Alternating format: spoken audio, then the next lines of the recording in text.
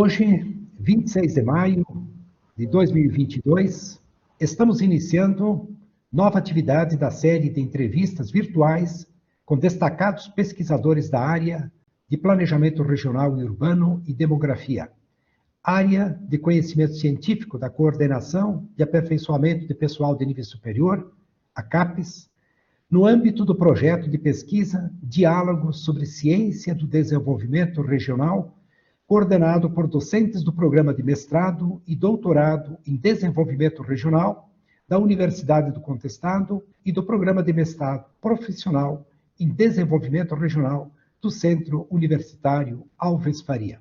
O objetivo primeiro destas entrevistas virtuais se apresenta como continuidade e desdobramento de entrevistas escritas que serão publicadas na revista Desenvolvimento Regional em Debate, do Programa de Mestrado e Doutorado em Desenvolvimento Regional da Universidade do Contestado, e que visam constituir o registro escrito e memória virtual em torno da ciência do desenvolvimento regional, para que estejam disponíveis ao público interessado nas questões, debates, pesquisas e conhecimentos promovidos por esta área do conhecimento. O saber e a construção de uma ciência do desenvolvimento regional parecem derivar de outras ciências e parecem ser recentes, especialmente no Brasil. Acompanhamos e nos envolvemos com o debate sobre o conceito de desenvolvimento, sua trajetória ao longo da história até a atualidade. Autores que perseguem sua etimologia, formação, primeiros usos, ligações e articulações como conhecimento acadêmico, teórico e prático diante dos desafios do desenvolvimento nacional, regional e local. Este projeto busca conhecer um pouco da trajetória e do desdobramento dos usos e debates do desenvolvimento, seja como conceito, especialmente quando se associa ao conceito de regional e se estabelece no Brasil em facetas normativas, teóricas, políticas e nas falas cotidianas na sociedade. Obviamente, aqui, neste primeiro momento, interessa conhecer os expoentes acadêmicos, os articuladores que estimularam o surgimento dos programas de estricto sensu de desenvolvimento regional no Brasil, bem como as iniciativas e os debates envolvidos no processo de formação da área de Planejamento Urbano e Regional e Demografia da CAPES, onde foram recebidos os cursos de desenvolvimento regional. A Universidade do Contestado, especialmente por seus cursos de mestrado em desenvolvimento regional em âmbito acadêmico, e com a abertura do doutorado em desenvolvimento regional, através do seu corpo docente, busca dialogar com pesquisadores e pensadores da área que se disponibilizam ao diálogo e documentar ideias e perspectivas de análise vinculadas ao surgimento e afirmação do debate sobre ciência do desenvolvimento regional. Compreendemos a necessidade de registrar aspectos teóricos e conceituais presentes na origem da sub-área do desenvolvimento regional e também, o assim, constituir uma memória dessa trajetória científica. Ainda nessa direção, faz parte desta iniciativa considerar variáveis analíticas e interpretativas em torno do presente e do futuro dos debates da ciência do desenvolvimento regional. Sob tais pressupostos, importa aqui conhecer a trajetória dos professores e pesquisadores que apoiaram a fundação da área, os que se destacam como produtivos, os que receberam premiações, dentre outros. Com estas pessoas, portanto, importa-nos estabelecer um diálogo para deixar falar, documentar, ler, interpretar e avançar no entendimento de nosso campo de estudos, pesquisas, debate e produção do conhecimento científico. Trata-se de conversar sobre aspectos que consideram relevantes em suas trajetórias acadêmicas. Em que momento desperta o interesse pela pesquisa em torno da temática do desenvolvimento? Como se aproximam e adentram na área do desenvolvimento regional? Como enxergam as diferenças entre concepções de desenvolvimento pesquisadas em diferentes momentos da história? Como vem a atual ciência do desenvolvimento regional e sua produção? Quais autores e ideias conceitos, noções apoiam seu pensamento. Que embates teóricos consideram serem presentes hoje e serem de fundamental importância, quais as redes de relações locais, nacionais ou internacionais enxerga ou estabelece através dos estudos para a ciência do desenvolvimento regional. Preterimos, assim, do exercício de apenas buscar dados e palavras dos professores da área em documentos e contribuições apresentadas nos diversos canais de comunicação, sem excluí-los, porque importantes, resistindo a reproduzir vozes paralisadas em suas produções, nos fazendo desaparecer, servindo a estes colegas. Preterimos também a buscar a participação de colegas em uma contribuição fria via apresentação de formulários e roteiros de perguntas e buscamos avançar pelo campo dessa proposta de abertura de canal de comunicação.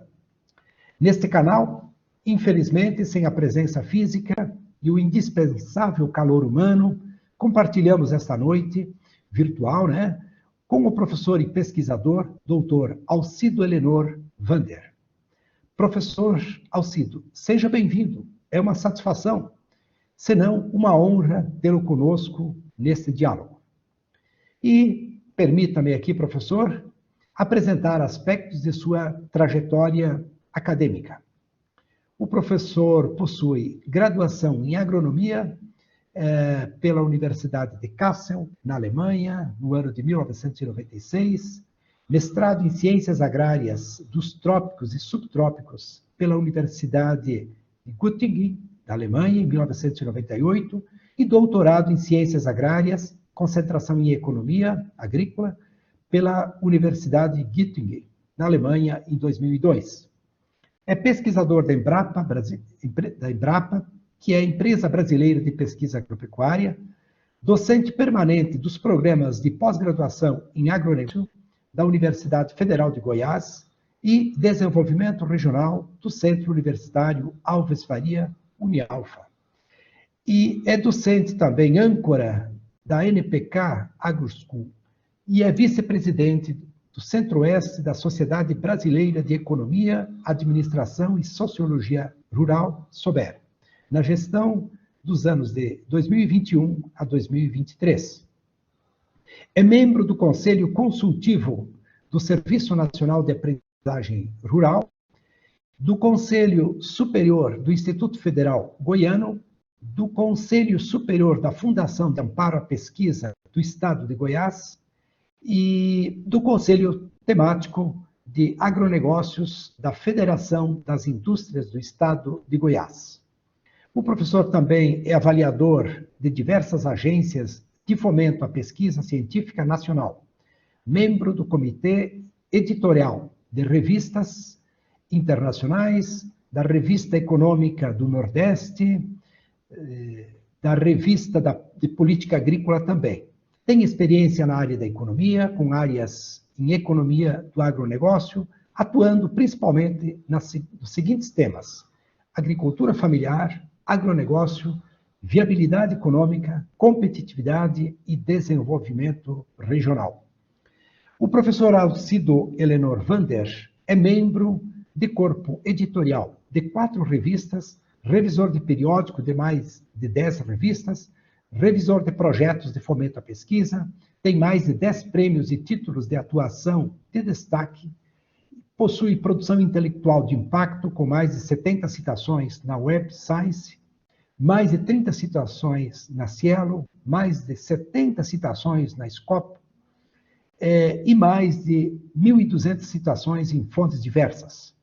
O professor possui mais de 170 artigos publicados, 11 livros, mais de 60 capítulos de livros, mais de 90 artigos publicados em eventos, mais de 50 orientações concluídas, dentre outras produções.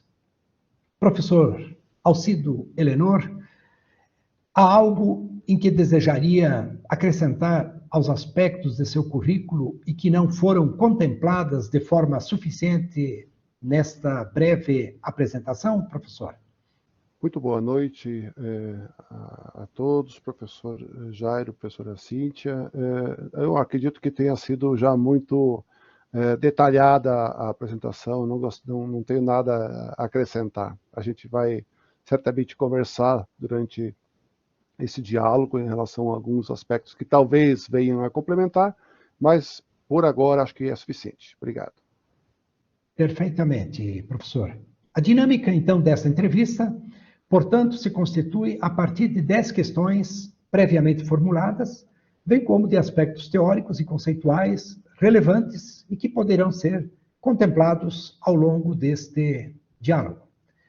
Participarão desta entrevista a professora doutora Cíntia Neves Godoy, doutora em Geografia, docente do Programa de Mestrado Profissional em Desenvolvimento Regional do Centro Universitário Alves Faria. Participa também o professor Sandro Luiz Bazanella, doutor em Ciências Humanas, docente do Programa de Mestrado e Doutorado em Desenvolvimento Regional da Universidade do Contestado. E este que vos fala, o professor Jairo Marquesan, doutor em Geografia, docente do Programa de Mestrado e Doutorado em Desenvolvimento Regional da Universidade do Contestado. E a seguir, então, eu vou dar início à primeira questão, né? Apresento a primeira questão, e aí o professor fica à vontade para respondê-la, então. Mais uma vez, agradecemos a participação, a disponibilidade e o aceito do professor de estar aqui conosco. Professor, o professor poderia nos apresentar aspectos que considera relevantes em sua trajetória acadêmica? Bom, boa noite novamente. Eu gostaria de, inicialmente, agradecer muito aos professores Cíntia, professor Jairo e também o professor Sandro, que deve se conectar daqui a pouco mais, pelo gentil convite para esse momento de diálogo, para essa conversa, e dizer que eu fiquei muito lisonjeado com o convite de poder participar dessa série de entrevistas que o grupo de pesquisa Ciência do Desenvolvimento Regional vem realizando no âmbito desse projeto Diálogo sobre Ciência do Desenvolvimento Regional. Então, para mim é uma honra poder participar e poder compartilhar um pouco daquilo que a gente tem feito até hoje e da nossa perspectiva. Então, indo para a pergunta propriamente dita, né, em relação aos aspectos que a gente considera relevantes, eu começaria pela própria formação de curso superior.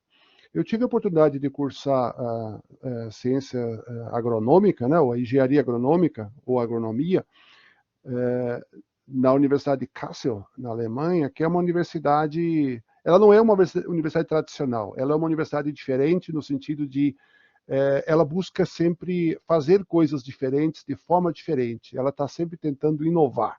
Então, é uma universidade que, na Alemanha, ela é considerada um tanto alternativa. Ela não é uma universidade tradicional. E a escola de agronomia, onde eu fiz o meu curso, ela está sediada em uma outra cidade próxima, chamada Witzenhausen, que é uma cidade de 10 mil habitantes, na região norte do estado de Hessen, a região hoje central da Alemanha. É uma cidade de 10 mil habitantes, onde 1.000 são estudantes ligados a essa universidade. Então, é uma cidadezinha pequena, onde a gente tem um ambiente muito bom, obviamente, para se estudar. Esse curso de agronomia, para mim, foi um curso assim que ele atraiu a minha atenção, porque ele foi o primeiro curso de agronomia na Alemanha a trazer, dentro da formação de um engenheiro agrônomo, a possibilidade de se ter uma formação que incluía a agricultura orgânica. Então, foi a primeira universidade que se abriu para tratar de agricultura orgânica como parte da sua formação dos profissionais da agronomia. Então, isso foi algo que me atraiu para aquela universidade. Ao final desse curso de agronomia, eu então mudei para uma cidade próxima, mudei de estado, são somente 20 quilômetros de distância, mas muda a cidade e muda o estado, inclusive. para a cidade de Göttingen, que é uma cidade de 100 mil habitantes, onde 120 mil, onde eu tive, então, a oportunidade de cursar o meu mestrado e depois o doutorado. O mestrado, o motivo de eu mudar para uma outra universidade era no sentido de, olha, eu preciso buscar enquanto brasileiro que pretende voltar a atuar no Brasil, né, eu precisava buscar uma universidade que tivesse uma formação também sólida voltada para trópicos e subtrópicos. Então, essa universidade já tradicional de Göttingen, que é uma universidade considerada de excelência, que segue o padrão tradicional de ensino, pesquisa e extensão, ela então, era uma opção interessante que eu tinha naquele momento, de buscar um aperfeiçoamento, aprofundamento, olhando trópicos e subtrópicos. Então, e o lado bom, que eu tive a oportunidade, durante o mestrado, já realizar a minha pesquisa de campo, nos trópicos, né? Era parte da formação, e eu tive a oportunidade de realizar minha pesquisa de campo na região nordeste do estado do Pará, então praticamente na linha do Equador, olhando aspectos relacionados à dinâmica econômica regional, que envolvia a produção de frutas pela agricultura familiar daquela região. Então isso foi o foco da dissertação de mestrado que eu desenvolvi. Então, o curso sendo feito lá na Alemanha, mas tendo a possibilidade de realizar o projeto de mestrado com a pesquisa de campo sendo feita no Brasil. Concluído o mestrado, segui na mesma universidade para um doutorado, também em ciências agrárias.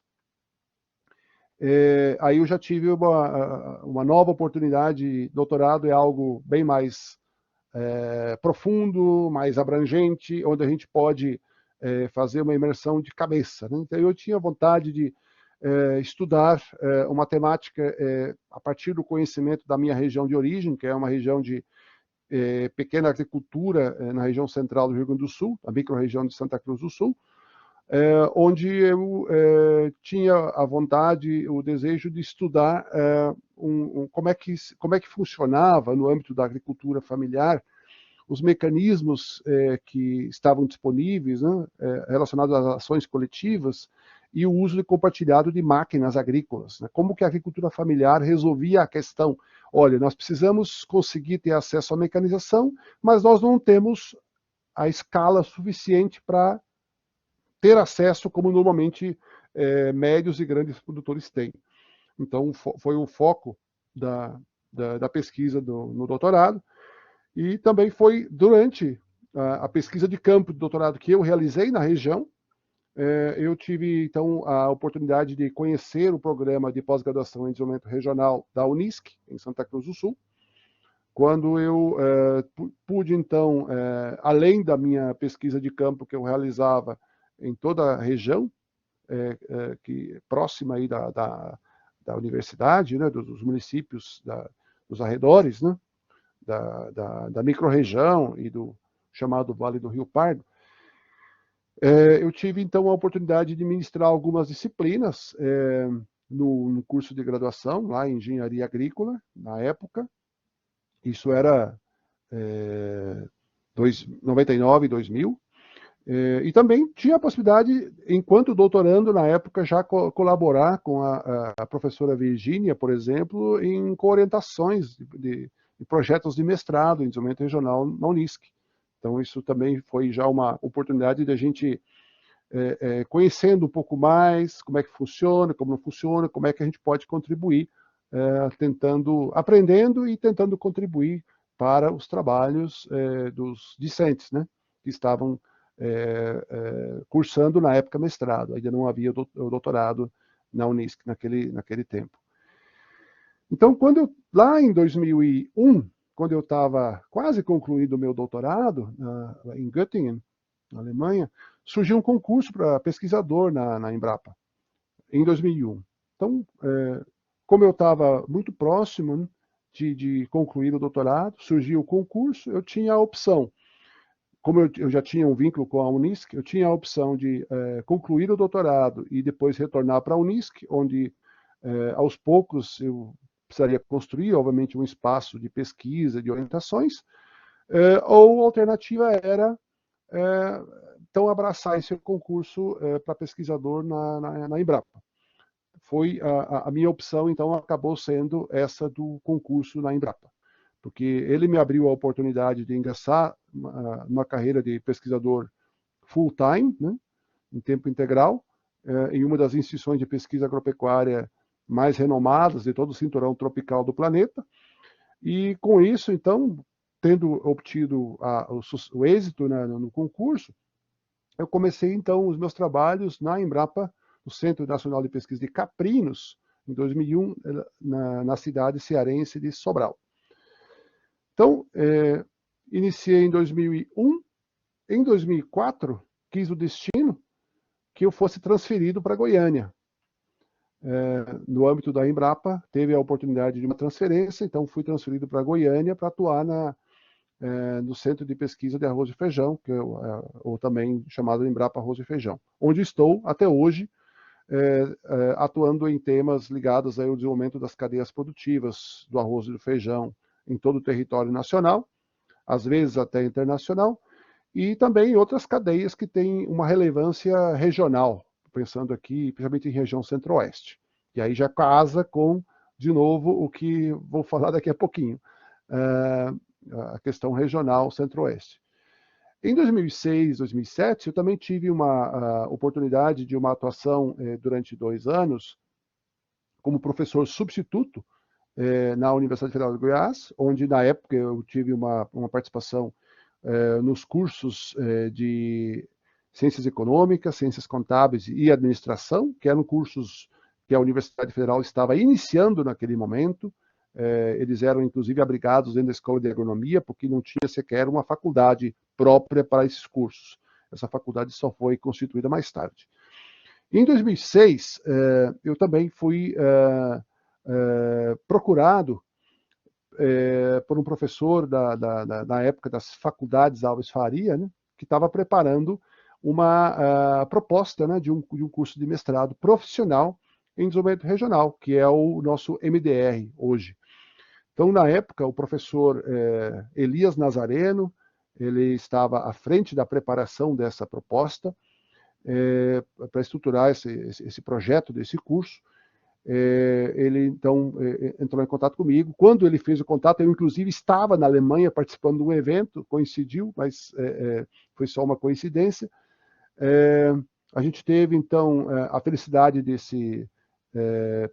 da PCN, né, ela ser aprovada em 2007, e aí nós começamos com a primeira turma do mestrado de desenvolvimento regional em 2008, 2008/1, né? Primeiro, começaram as aulas com a primeira turma do mestrado de desenvolvimento regional. Então, desde que começou o mestrado de desenvolvimento regional, mestrado profissional, né, eu sempre atuei como responsável pela disciplina que envolvia métodos e técnicas de análise regional, análise do desenvolvimento regional, teve algumas mudanças da disciplina ao longo do tempo, e onde a gente buscava sempre trazer para a sala de aula ferramentas, né, que apoiassem os discentes nos seus projetos de pesquisa, para tornarem menos complicado, ou tornar mais fácil para eles o desenvolvimento das suas pesquisas, de suas dissertações. Então a gente trabalhava muito a questão de indicadores, ferramentas que a gente poderia utilizar para realizar as análises regionais, ou análises da dinâmica do desenvolvimento regional. Então, isso era algo central no trabalho que nós realizávamos. Pouco mais adiante, em 2008, eu já não era mais professor substituto da Universidade Federal de Goiás, mas aí eu passei a integrar o corpo docente permanente do programa de pós-graduação em agronegócio, na UFG.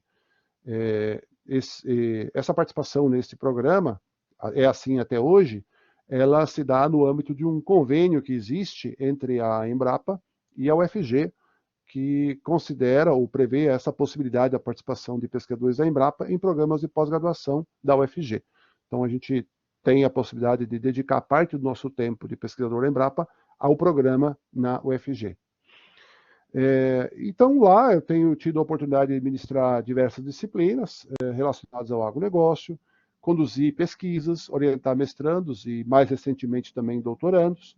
Os primeiros doutores em agronegócio desse programa, eles colaram grau em 2020. Tive o privilégio de ter logo 2 doutores formados em 2020, sob a minha orientação. E nas teses e dissertações que a gente tem orientado naquele programa, o componente regional ele é sempre parte. A gente é em agronegócio? Sim, mas o agronegócio acontece no tempo e no espaço, né? Como qualquer atividade, né? Acontece no tempo e no espaço. Então, essa questão regional ela sempre está incluída, né, nessas discussões. Aí eu considero, para mim, pessoalmente, algo que eu gosto muito de lembrar, que eu tive a oportunidade, em 2010, de realizar um curso de extensão oferecido pela Universidade Federal de Santa Catarina, em parceria com o Ministério da Agricultura. E era um curso de extensão sobre indicações geográficas. Foi quando eu comecei a conhecer e, a partir daí, não parei mais de estudar o tema das indicações geográficas, que, no contexto do desenvolvimento regional, considero uma estratégia muito importante. Então, esse primeiro contato com esse tema das indicações geográficas, obviamente, despertou meu interesse por esse assunto. Eu passei a gostar muito dessa área e, cada vez mais, me convenci de que é uma estratégia muito boa, muito completa, para a gente conseguir incluir atividades, pessoas e regiões que, às vezes, não têm a oportunidade de participar, digamos assim, daquelas atividades econômicas consideradas mais hegemônicas, né? Então, a gente tem a oportunidade de incluir, às vezes, atores e regiões que acabam ficando pelo caminho, né? A gente tem feito, desde então, alguns estudos sobre casos de sucesso de indicações geográficas e também sobre produtos que a gente vê com algum potencial que possam vir a ser, talvez, reconhecidos em algum momento aí, de um futuro próximo como uma possível indicação geográfica, né? A partir, mais à frente um pouco, então, a partir de 2012, a Unialfa, na época ainda era Alfa, né, Faculdades, Alves Faria, passou também a fazer parte de uma rede global, chamada de Microeconomia da Competitividade, ou Microeconomics of Competitiveness, ou simplesmente MOC, que é uma rede global de instituições de ensino superior, muitas vezes escolas de negócio, que é liderada pelo professor Michael Porter, do Instituto de Estratégia e Competitividade da Escola de Negócios de Harvard. E a gente tem tido a oportunidade, desde então, estudar um pouco mais conceitos, casos de clusters, como uma estratégia competitiva para desenvolver regiões. Desenvolvendo clusters, a gente desenvolve regiões, e isso em diferentes partes do mundo. Então, a compreensão de como esses clusters surgem, como eles se desenvolvem, como o Estado contribui em maior ou menor grau, depende de cada caso, de cada país, de cada cluster.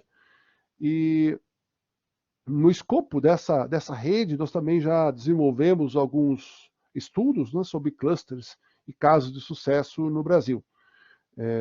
Temos aí um grupo de professores ligados ao programa, dentre os quais a professora Cíntia é um nome importantíssimo, professor Marcelo, já tivemos mais professores que também tiveram uma participação forte, alguns não estão atuando mais hoje nessa colaboração, mas é uma equipe de professores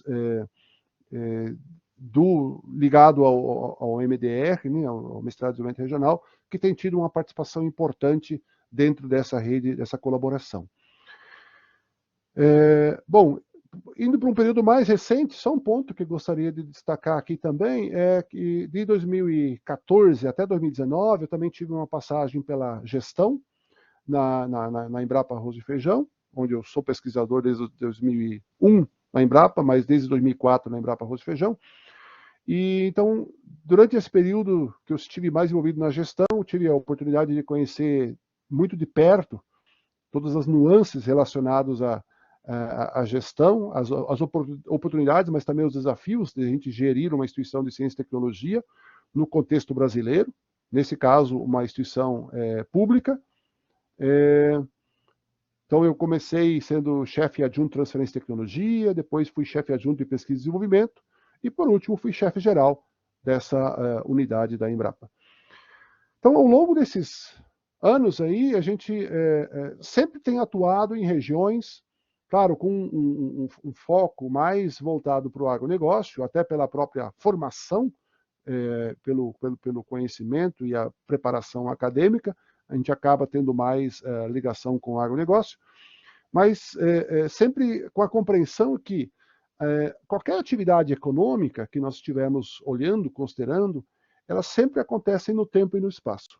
Então, e que os vários atores, né, que contribuem para essas atividades, sejam eles públicos, sejam eles privados, eles podem contribuir para a gente melhorar essas dinâmicas, a gente tornar uma atividade econômica mais dinâmica, contribuir para melhorar o desenvolvimento das regiões, aumentar ou melhorar a prosperidade das regiões e das atividades que dela fazem parte. Acho que seriam esses pontos, professor, que eu gostaria de destacar nessa primeira parte.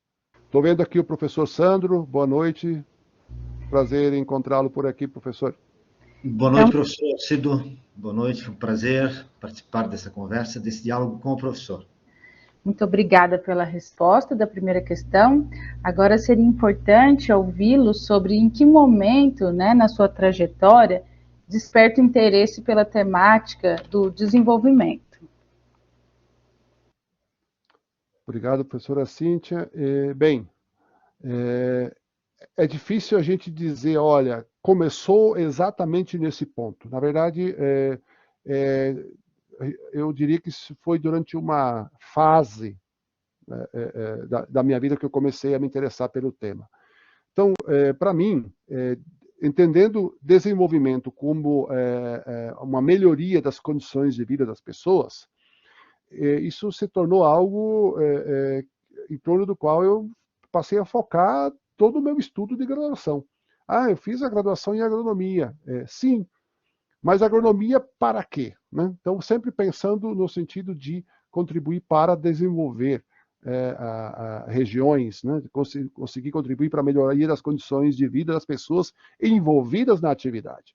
Então, naquela época, além da matriz curricular, que já previa alguns tópicos relacionados ao desenvolvimento, eu sempre busquei atividades complementares que tivessem relação com projetos de cooperação internacional, porque a gente, a partir da universidade, tinha contatos com projetos e uma série de entidades, além da universidade, que tinham uma atuação voltada para o desenvolvimento. Então, nessas atividades, eu já tive a oportunidade de compreender um pouco mais sobre como as ações que esses projetos realizavam conseguiam impactar e melhorar as oportunidades das comunidades que eles alcançavam nos países-alvo.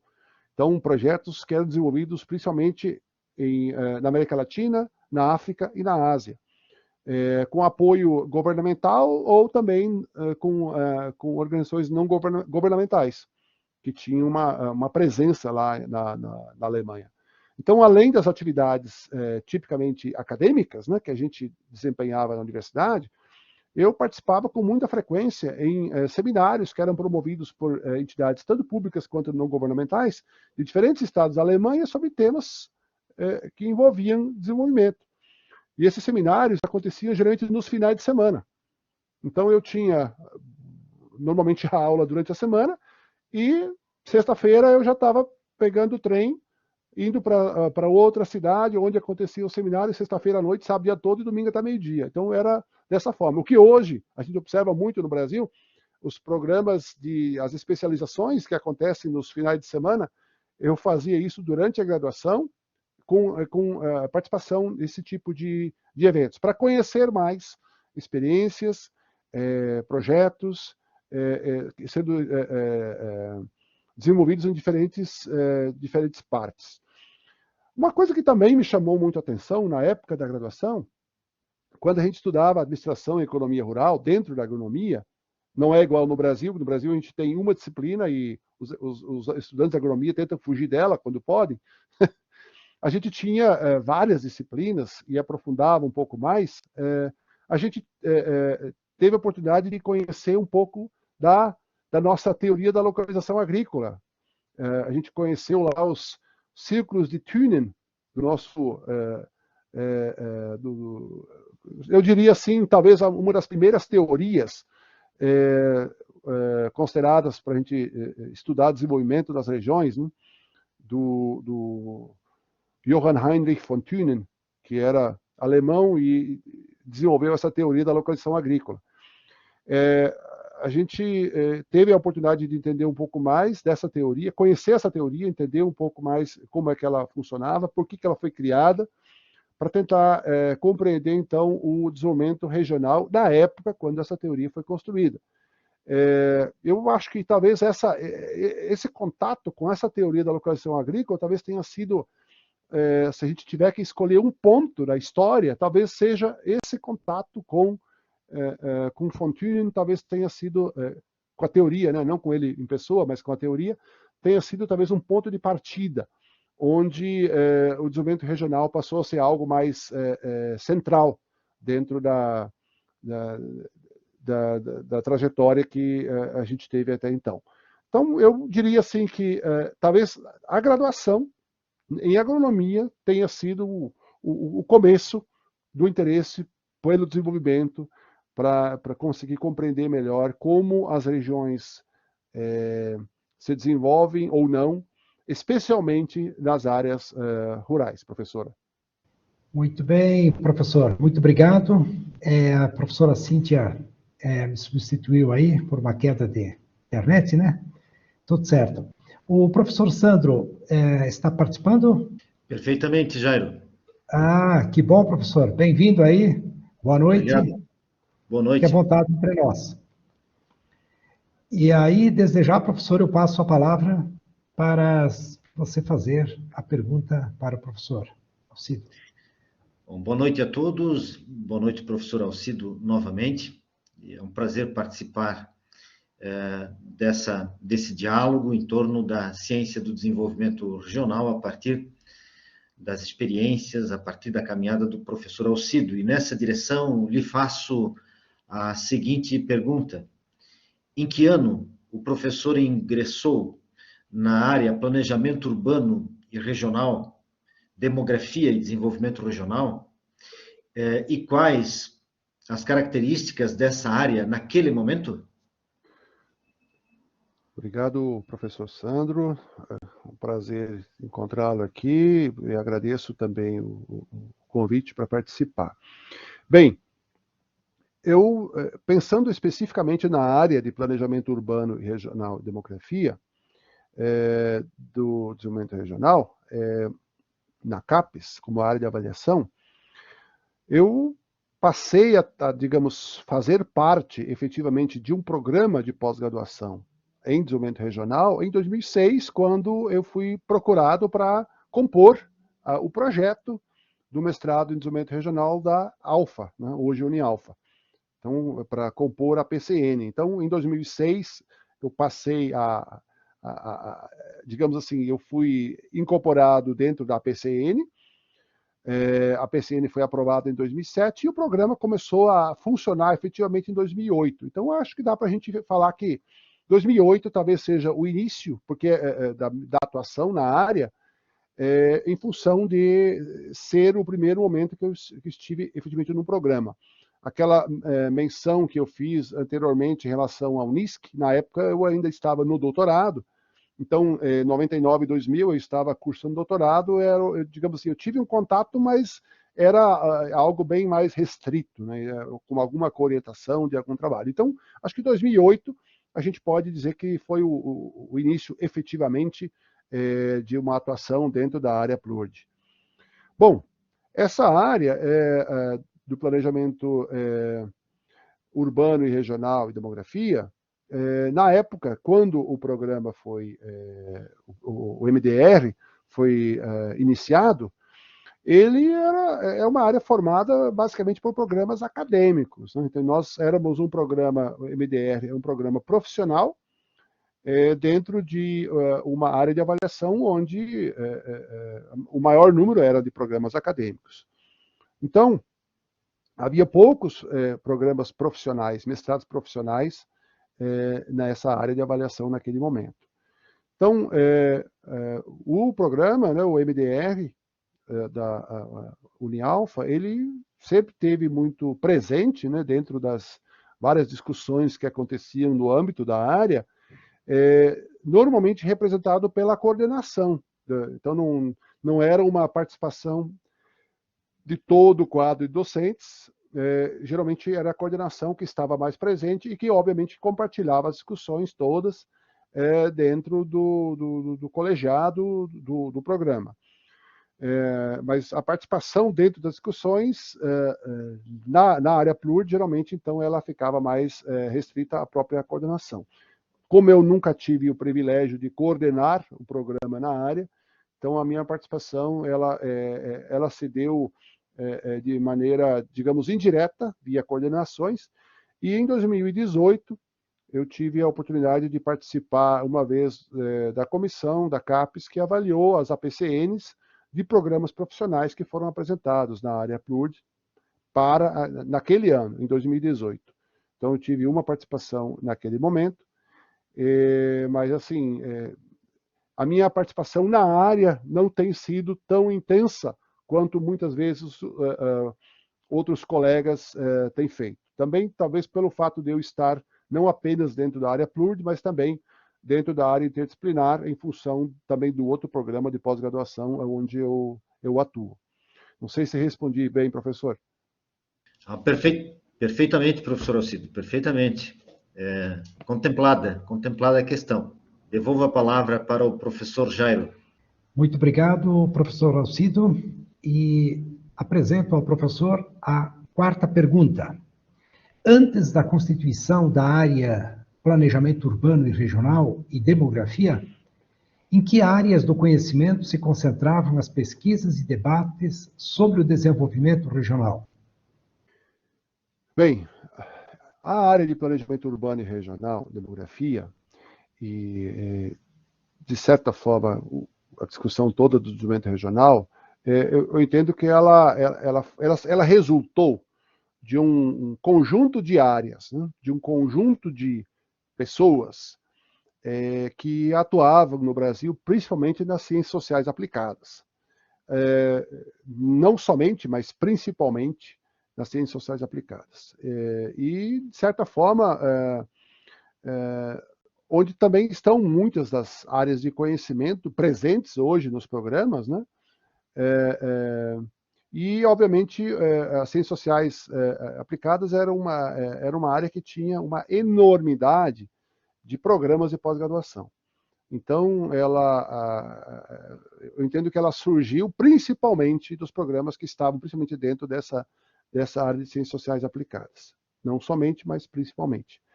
Então, quando eu comecei a minha atuação na pós-graduação a nível de mestrado, na área PLURD, no âmbito do MDR da Unialfa, obviamente a área PLURD já existia, né?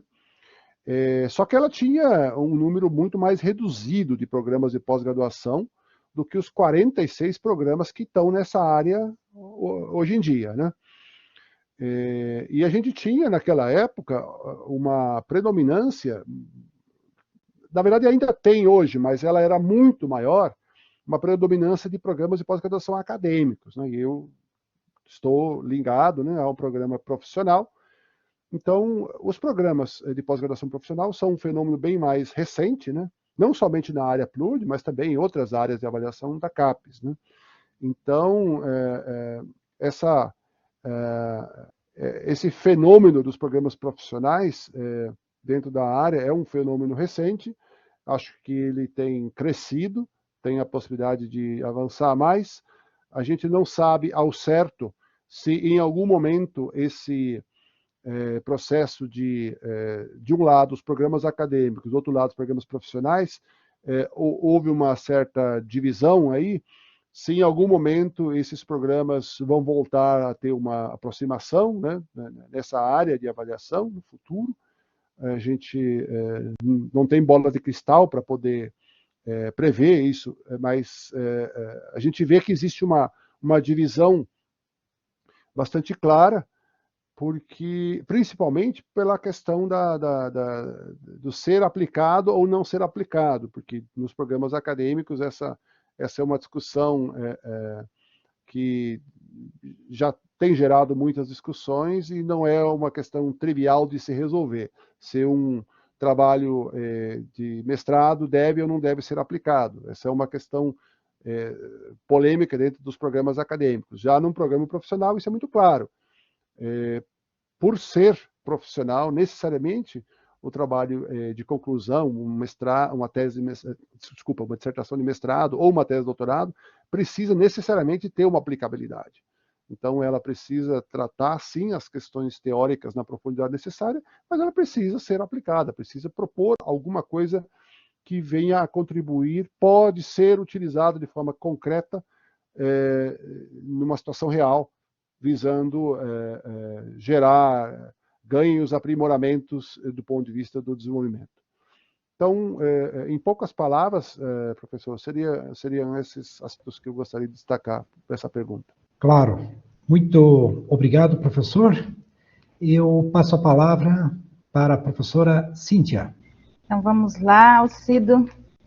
Em sua perspectiva analítica, quais as diferenças entre as concepções de desenvolvimento pesquisadas, analisadas e debatidas ao longo do século e até fins da década de 80, né, em relação às pesquisas e debates do desenvolvimento regional após os anos 90 do século XX? Obrigado, professora. Bom, primeiro, acho que tem que deixar claro que o meu foco de análise sempre tem sido mais microeconômico, não? Um caráter mais micro, no local, no regional. Só que, por outro lado, muitas vezes, né, muitas das discussões relacionadas a teorias e concepções de desenvolvimento acontecem numa esfera muito mais macro. Então, muitas vezes a gente tem discussões em relação às teorias e concepções de desenvolvimento, tem muita discussão, divergência em relação à concepção sobre quanto o Estado deve ou não deve ser um ator importante nesse processo de promover o desenvolvimento das regiões. As regiões devem andar com as próprias pernas, se desenvolverem sozinhas. Não, o Estado tem que contribuir, o Estado tem que ajudar. Então tem muita discussão em relação a isso. Discute-se muito se o Estado deve ou se não deve intervir nesse processo. Eu, pessoalmente, parto do pressuposto que o Estado precisa, pelo menos, criar um marco regulatório, né, que favoreça investimentos privados que possam dar suporte para o desenvolvimento endógeno dessas regiões. Só que nós sabemos, né, por outro lado, que em muitos casos, simplesmente criarmos aí um bom ambiente de negócios não é suficiente para a gente ter todos os investimentos privados acontecendo de maneira suficiente e equitativa nas diferentes regiões. Então, na minha concepção, cabe ao Estado criar novas oportunidades de investimento naquelas regiões onde somente investimentos privados não são suficientes. Por outro lado, eu também não acho interessante que o Estado atue como um concorrente do setor privado, mas ele deveria agir, atuar sempre de forma complementar aos esforços que são feitos pelo setor privado. Então, em regiões que não conseguem atrair investimentos privados mais expressivos, é fundamental que o Estado atue como empreendedor, criando novas oportunidades de desenvolvimento para aquelas regiões que, por si só, não conseguiriam atrair os investimentos do capital privado. Claro que não há consenso em relação a um tema como esse, né, sobre quanto que o Estado deve ou não intervir na sociedade. Isso vai depender muito da concepção e da própria formação das pessoas que estão estudando o assunto, que se dedicam à área, assim como a própria a visão que os governos que estão a cargo, né, da discussão no momento têm, né? Então, existem divergências em relação à concepção sobre quanto que o Estado deve fazer ou não, e então isso muda muito de tempos em tempos e das pessoas, porque basicamente tanto o Estado quanto tudo que nós estivemos estudando são feitos por pessoas, né? E pessoas têm suas concepções, sua trajetória, sua formação, que influencia, obviamente, a sua visão de mundo, de como as coisas poderiam ser resolvidas. Seria isso, em poucas palavras, professora. Obrigado. Obrigado, professor. E na sequência, então, nós passamos para o professor Sandro. Professor Alcido, no contexto desse diálogo, como o professor caracterizaria ou caracteriza a ciência do desenvolvimento regional produzida na atualidade? Que características teria essa ciência? Se alcançamos, de fato, a condição de uma ciência do desenvolvimento regional, que perspectivas e que possibilidades ela apresenta? Obrigado, professor. Bem, eu diria que desde sua origem ou da sua gênese, o desenvolvimento regional, enquanto uma área, ele seria um campo de pesquisa interdisciplinar ou até multidisciplinar. Porque ele surgiu de muitas outras áreas, né? Apesar que a gente sabe que teve uma contribuição muito importante de áreas como a geografia, economia e várias outras áreas, a gente tem hoje pesquisadores que atuam no desenvolvimento regional que são formados em inúmeras áreas de conhecimento, formados do ponto de vista de a sua formação básica, a sua graduação, e depois com os devidos aprofundamentos, mas eles vêm de muitas áreas de conhecimento e estão se dedicando a estudar e compreender melhor esses fenômenos que acontecem no espaço, nas regiões, nos territórios. Então, a gente tem uma enormidade de possíveis abordagens para se estudar o regional, né? Então, tem uma compreensão, né, de cada vez mais pesquisadores que não é possível a gente desconsiderar essa questão regional. Por quê? Tudo acontece no tempo e no espaço. Então, necessariamente, independente da área de formação, é necessário levar em consideração o aspecto espacial de qualquer dinâmica que a gente estiver estudando. Só que a gente está falando, nesse caso aí, basicamente da aplicação de conceitos, né, de princípios que são relacionados ao desenvolvimento regional. Eu acredito que a gente tem hoje uma certa predominância da aplicação de conceitos, da aplicação de teorias, e não tanto da geração de novos conceitos ou até de desenvolvimento de novas teorias relacionadas ao desenvolvimento regional. Acho que hoje nós somos muito mais aplicadores de conceitos e teorias do que desenvolvedores de novos conceitos e novas teorias. Sintetizando, seria isso. Agradecido, professor Alcido, pela sua reflexão e pelo seu posicionamento. Isso contribui conosco no âmbito desse projeto para que a gente possa avançar nas concepções que implicam, né, as variáveis de uma possível ciência do desenvolvimento regional. Agradecido e devolvo a palavra ao professor Jairo. Muito obrigado, professor Alcido. Muito obrigado, professor Sandro, também. E na sequência, então, para o professor, quais os principais desafios para a ciência do desenvolvimento regional na atualidade? Obrigado, professor Jairo. Bom, eu não vou me atrever a fazer uma lista exaustiva desses aspectos, mas eu acho que, assim, de início, eu diria que nós temos hoje o que eu, de certa forma, acabei de comentar, né? Fazemos muita aplicação de conceitos, teorias e princípios. Quando nós então estudamos os diferentes fenômenos nos territórios, nas regiões, né, no espaço, Mas a gente está também está numa época onde nós temos menos contribuições teóricas para a gente ter o avanço da ciência regional. Então, a gente está aplicando, né, a ideia do estudo aplicado. Pega aqui teoria do fulano, vou aplicar naquele contexto lá. Eu vou usar essa teoria como pano de fundo para estudar algum aspecto ligado ao desenvolvimento num determinado território. Então, essa constatação, na minha visão, ela tem a ver com muitos aspectos, né? Tem a ver com a própria cobrança e avaliação dos programas de pós-graduação. Eu falo cobrança por resultado e avaliação dos programas de pós-graduação no âmbito da CAPES, que ela ainda é muito voltada para o quantitativo e pouco para o qualitativo. Tem a ver, inclusive, com a disponibilidade de recursos para se realizar a pesquisa, porque quando nós estamos falando de um estudo que contribua para o avanço da ciência, ele depende muito mais de aporte de recursos públicos, né? Às vezes, de uma magnitude mais significativa, e nós sabemos que esses recursos eles estão mais escassos na atualidade.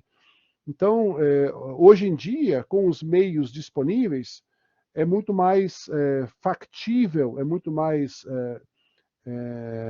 realista se pensar em estudos que sejam aplicados, que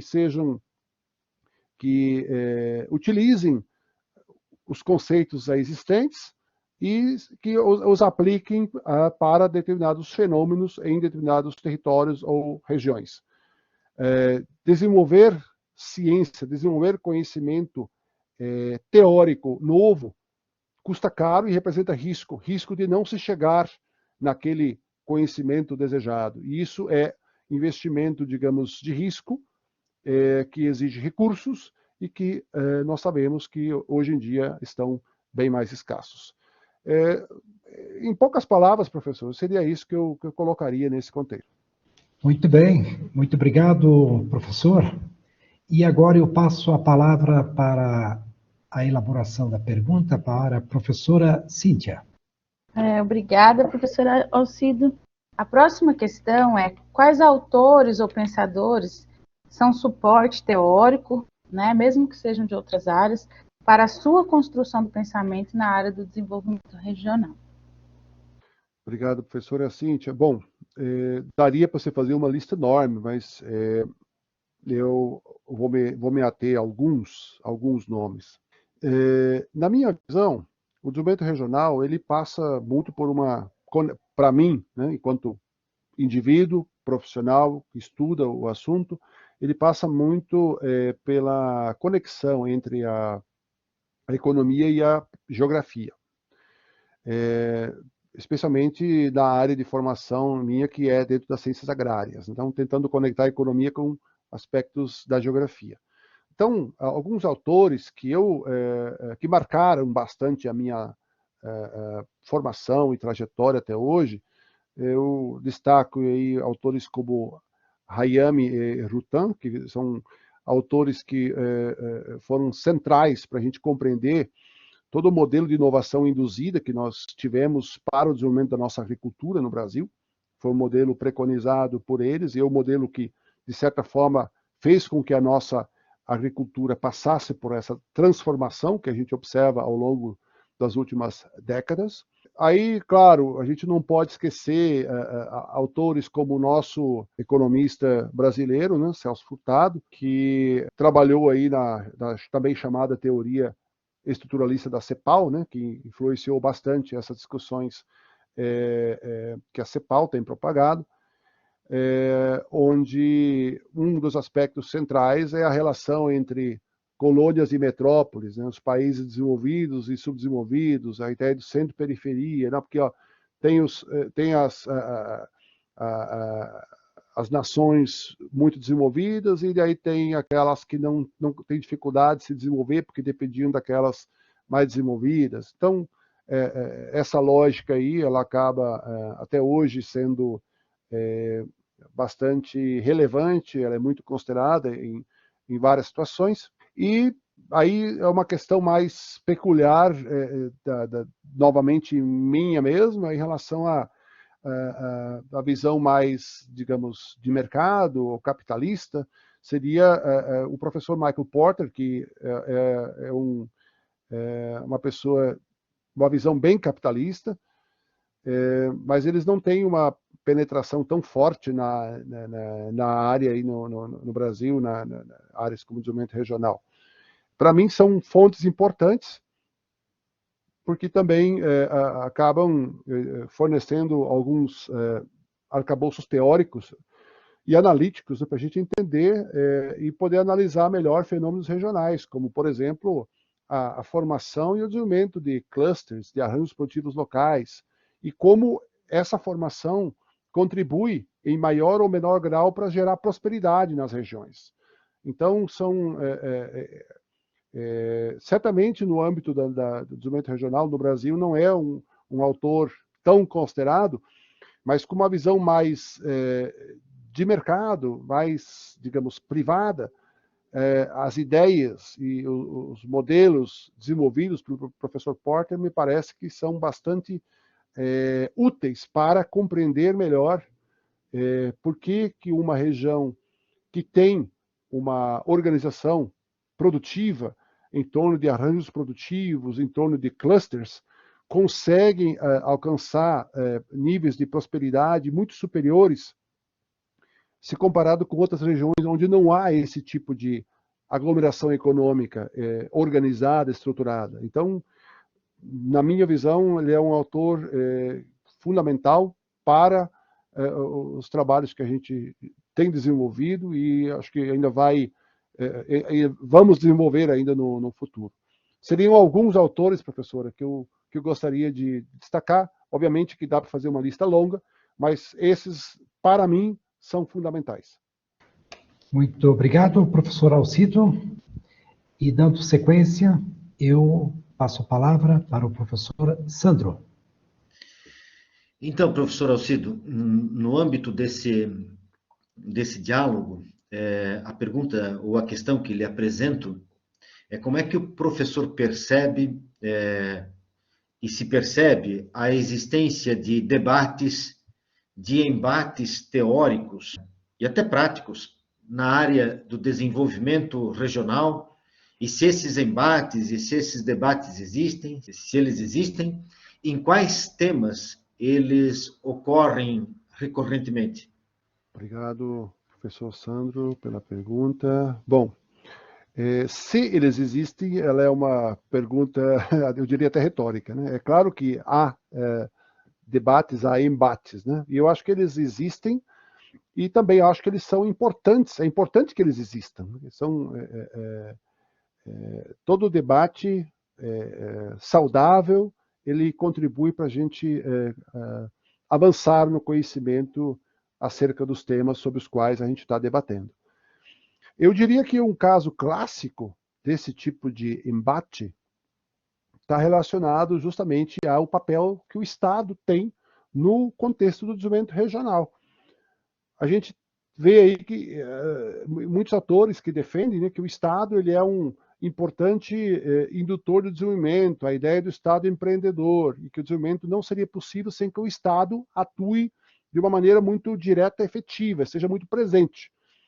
A gente tem também, do outro lado, autores que têm uma visão que seja, digamos, mais liberal, que diz que o Estado ele não deveria atuar diretamente no processo que interfere em qualquer atividade econômica. Quer dizer, que o setor privado faria tudo para que as regiões possam se desenvolver de uma maneira equilibrada e harmônica. Então, existe aí digamos, um embate de escolas em relação a essa temática, quanto que o Estado deve ou não atuar em relação ao desenvolvimento. Talvez esse seja um dos mais acalorados e gera muita discussão.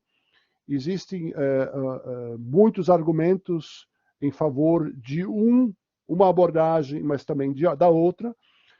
Eu vejo que existe uma certa polarização nesse tipo de debate. A gente sabe que cada parte, né, cada escola defende aí o seu ponto de vista e normalmente tem uma certa dificuldade em aceitar aí às vezes os argumentos apresentados pela outra escola. Então, eu diria que não existe uma estratégia que seja perfeita para tudo, né, para a gente resolver todas as questões de desenvolvimento regional. Cada estratégia vai ter seus aspectos favoráveis, seus prós, e também as suas desvantagens, os seus contras, né?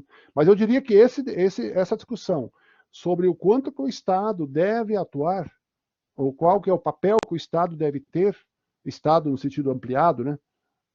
Estado municipal, estadual ou federal, qual que é o nível de atuação enquanto ator no processo de desenvolvimento, que visa o desenvolvimento, que é um dos que talvez gera os debates mais acalorados na atualidade. Acho que seriam esses pontos que eu gostaria de destacar aqui, professor. Perfeitamente, professor Alcido. Uma bela percepção, a centralidade do Estado no debate, né? E isso demonstra o quanto a área do desenvolvimento regional, tanto quanto a ciência do desenvolvimento regional, ocupa uma certa centralidade, né? No âmbito desses debates e uma certa urgência, inclusive. Agradecido pela sua resposta e devolvo a palavra ao professor Jairo. Muito bem, obrigado, professor Sandro. Então, nos caminhamos agora para a 10ª questão, professor Alcido. E, de certa forma, o professor já apresentou, mas, de todo modo, se o professor considera uma rede internacional de debate na área do desenvolvimento regional, se sim, quais autores e países estão envolvidos nessa dinâmica? Obrigado, professor Jairo. Pela minha própria atuação, eu estou mais ligado a rede que eu já até mencionei, que é a rede internacional com a qual a gente tem um pouco mais, um contato um pouco mais intenso, é essa rede da microeconomia da competitividade, liderada pelo professor Porter, da Escola de Negócios de Harvard, pelo fato dela considerar essa abordagem de clusters, né, agentes produtivos locais, e a promoção do desenvolvimento regional e prosperidade regional a partir da ideia das aglomerações econômicas, da organização produtiva. Essa rede, ela tem aí uma participação de mais de 100 instituições de ensino superior de diferentes países, de diferentes continentes, são mais de 60 países que estão representados dentro dessa rede. E da sua grande maioria são escolas de negócio, mas a visão é menos da administração, é mais da economia, no sentido de compreender como então a aglomeração econômica pode ser um importante, diria-se, uma espécie de um motor, né? Dentro de um processo de ativar potencialidades econômicas regionais. Na minha atuação e visão hoje, acho que é a rede internacional com a qual a gente tem uma relação mais próxima, tem uma interação maior. Como eu disse, vários professores do programa têm participado dessas interações. A gente tem, inclusive, sediado encontros dessa rede no Brasil, onde representantes dessas várias instituições parceiras têm se feito presentes com apresentações, discutindo temas e compartilhando estudos que são desenvolvidos em todos esses países, inclusive em terceiros países que às vezes não são nem os países sede das instituições de ensino que fazem parte dessa rede. Então, se for para destacar uma rede, eu diria que acho que é essa rede com a qual a gente tem essa interação mais próxima e que a gente ainda deve desenvolver muitos estudos interessantes nos próximos anos. Muito bem, professor Alcido. Nos encaminhando para os finais do nosso encontro de hoje, eu gostaria de deixar um espaço em aberto. Se o professor gostaria de expor, né, algo que não foi contemplado nas perguntas, ou algo que o professor julga ser ou acha ser importante em falar aqui no nosso encontro. Então, professor, que venha à vontade. Obrigado, professor Jairo. Bom, tentando ser breve, acredito que tem alguns aspectos que são fundamentais especialmente para os nossos estudantes, né, que estão estudando o desenvolvimento regional, estão desenvolvendo as suas dissertações, outros as suas teses. Acho que uma questão fundamental é que não existem verdades absolutas, né? A gente não pode considerar, não, tal assunto é consenso, tal tema, isso já está pacificado na literatura. Provavelmente haja uma, talvez, presença maior de determinada abordagem ou determinada concepção, mas provavelmente há também algum estudo, algum autor que às vezes aponta em direções diferentes.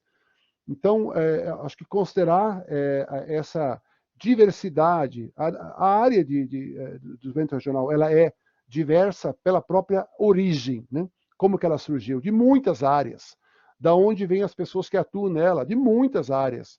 Então, ela é diversa, assim como as abordagens podem ser diversas, os resultados que a gente vai chegar podem ser diversos, então eu diria que a gente tem um espaço, digamos, um terreno fértil, falando como agrônomo, é um terreno fértil para diversidade de ideias, pensamentos, concepções, e todas têm a sua contribuição, podem dar a sua contribuição para que a gente possa ter condições de vida cada vez melhores para as pessoas, para as comunidades que vivem nos territórios onde nós estamos estudando, seja com maior ou menor presença do Estado. Todos têm as suas, como eu disse, têm as suas justificativas, e eu acho que assim, essa diversidade ela é muito importante.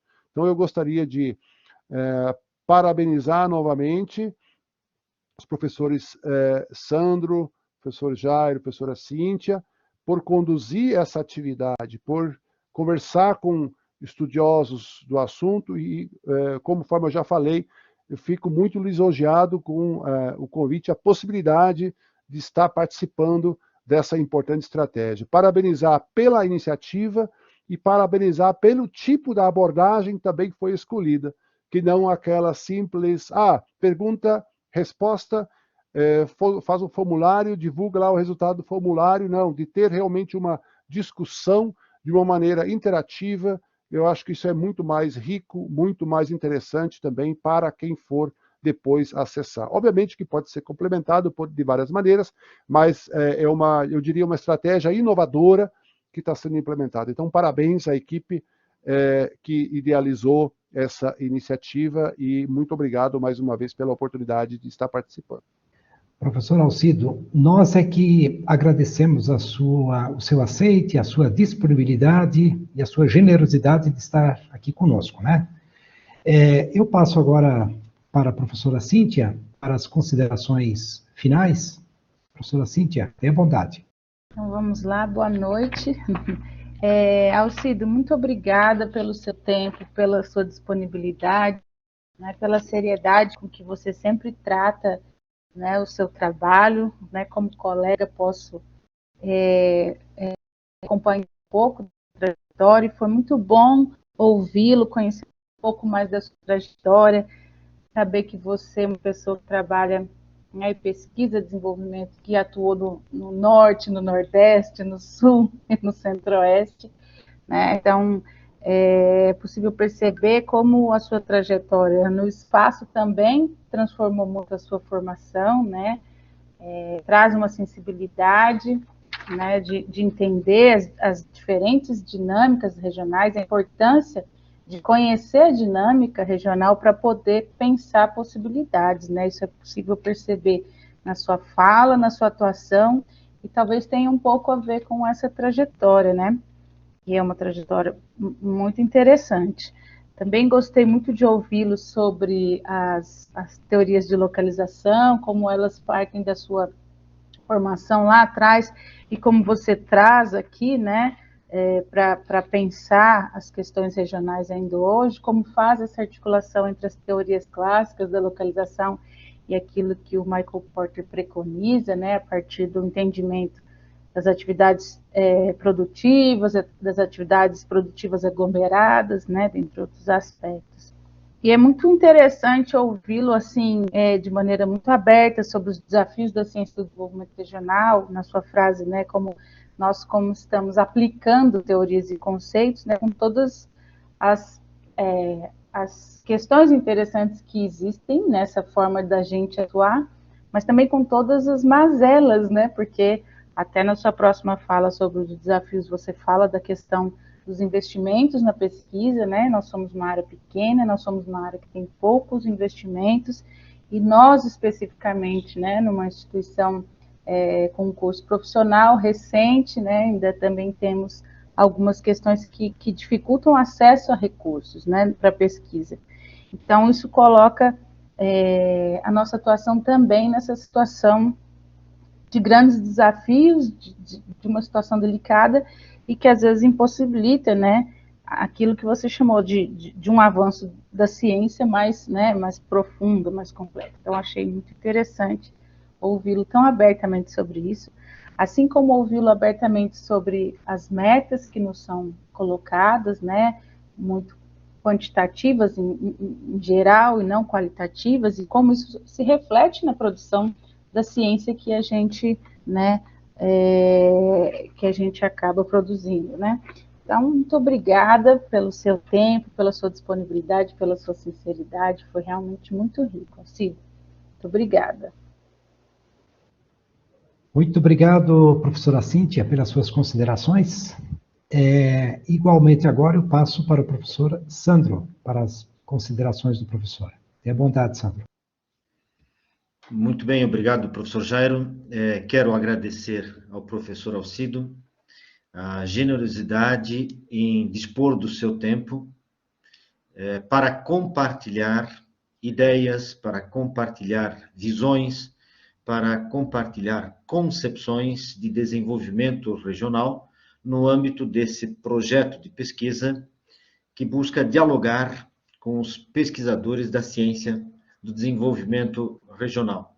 Esse projeto que tem entre os seus objetivos também aquele de nós conhecermos pesquisadores, suas trajetórias, suas contribuições para a constituição dessa área, para a constituição daquilo que nós nomeamos aqui como ciência do desenvolvimento regional. E o professor nos apresenta nesse diálogo toda a sua trajetória, toda a sua potencialidade, o seu comprometimento na construção desse diálogo e na construção da ciência do desenvolvimento regional.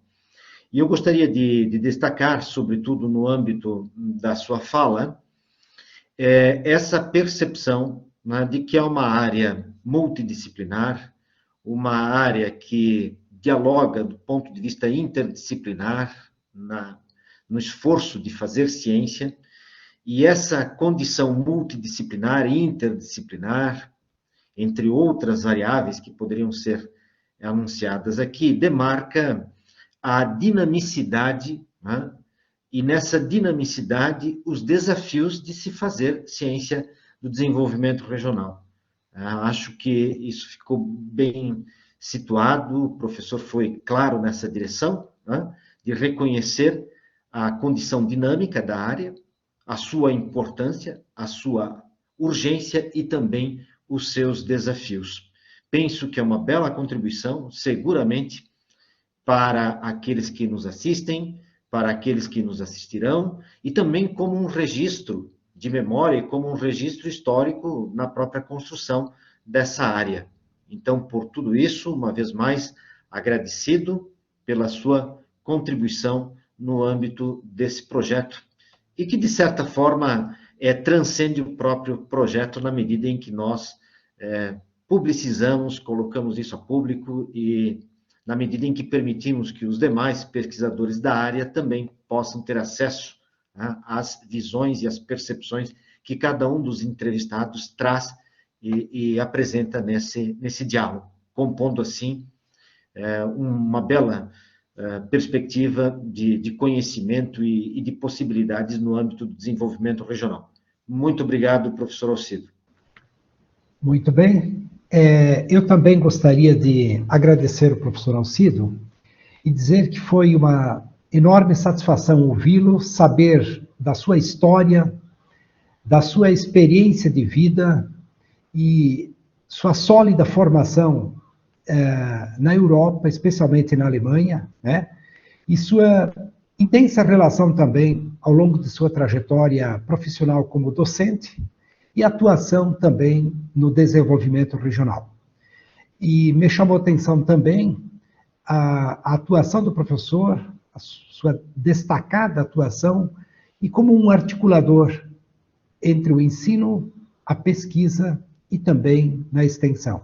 E o perfil do professor em estudar a teoria, mas também a aplicabilidade, né? Foi uma enorme satisfação ter aqui conosco, ouvi-lo. E entendo que foi também, evidentemente, uma grande oportunidade para nós e para a área. Afinal de contas, ficará registrado para a história, né? Muito obrigado mais uma vez, professor, pela sua participação, pela sua generosidade de estar aqui conosco e, quiçá, até uma próxima oportunidade, talvez presencialmente, fisicamente, aí em algum encontro da área, né? Professor, muito obrigado e agradeço também todas as pessoas, professores, pesquisadores, mestrandos, doutorandos que participaram aqui conosco, né? Foi uma satisfação. Muito obrigado e até uma próxima oportunidade. E um abraço virtual, né? Um abraço. Até. Obrigada. Tchau, tchau. Boa noite, pessoal. Bom descanso. Boa noite. Igualmente. Muito obrigado, boa noite. Boa Tchau, noite. tchau.